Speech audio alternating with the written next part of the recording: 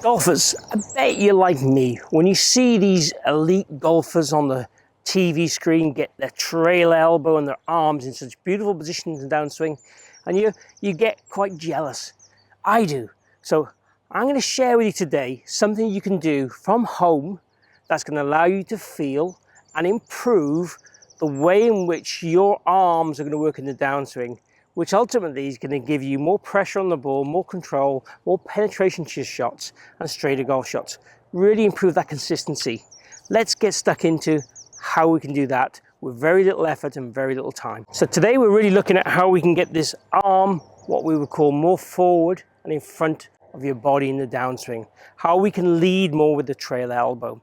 Something I talk about quite a lot in my videos and something I think is really, really important. Now what I want you to do for this is make sure you've got a glove on, even if you're in the house. We're going to use the glove as a bit of a reference point. And I've also left my watch on here purposefully as well. So if you do wear a watch, it also adds as an extra visual and kinesthetic feel to allow us to get the right positions in space and time. What I want you to do is take your lead hand, place it on your round the corner, if you like, of your rib cage of your torso. Then take your golf setup position with your trail hand only. Grip it where you would do normally. Make a backswing. Try and feel like your body's turning in the backswing to get your normal wound up position in the backswing. Then in the downswing, what I want to do is try and feel like your elbow and arm move down and your hand is still in the same location. And what we want to try and do here is get my elbow, and you'll see here if I come in close, kind of level with my watch. Certainly in front of my glove. That's the position we want to get it to. So it's not, as some people do, into the rib cage. And a lot of amateurs make the error in thinking, if I tuck my elbow into my body as tight as I can, that's what I'm looking for. That's what the best players do. And it's not. If we get the elbow into your rib cage, the only way I can get to that golf ball now is by moving my hands out and away. And that's going to create a kind of throwing action prior to impact, rather than trying to get the elbow there and then turn, and the elbow and rib cage are working in that kind of more harmonious state to get that pressure on the golf ball.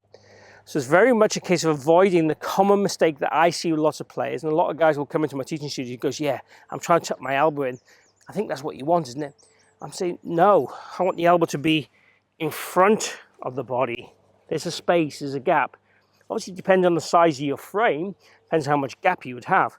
But the more we can get the feeling of the hand stays there and this elbow goes down and we're not turning, then we're turning. So the hand and the elbow are moving at the same space and time. So essentially that's it. How much of that can you practice at home? And it's not about making your golf swing perfect or exactly the same as this. That's a ridiculous statement to say.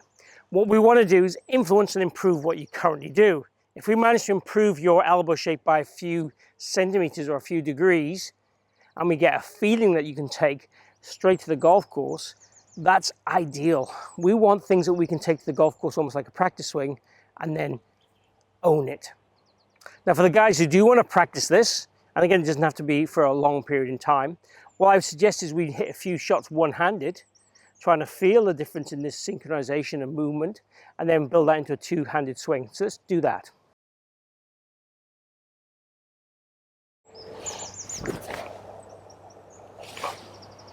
Okay, feels a little awkward, not gonna lie, but I definitely felt my body opening up all through the hitting area, and I felt that my arm and body were kind of synced. Exactly what we want to feel from this. So the idea would be, if you were going to practice this, you would do that maybe for about 5 to 10 reps, and probably do with a wedge off a tee peg, because that makes things just a little easier. Check out this quick message from my son. Don't forget to subscribe to my daddy's golf channel. Then maybe build that up into a pump swing, which I'll show you now, and then full swings. So the pump swing, we will try and feel that we're doing exactly the same. So top, stay closed, arm in front, and then hit.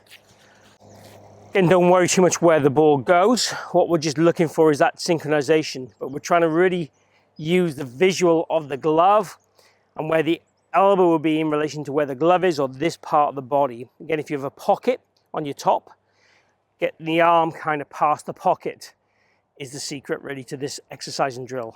Let's do full swing. So with a full swing, just try and do a nice practice swing. Maybe even a rehearsal.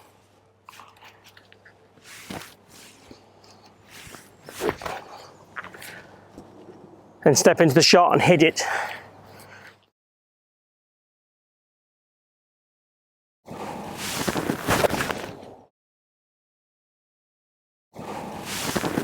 With commitment. Try and get that trail elbow in a better position to play better golf.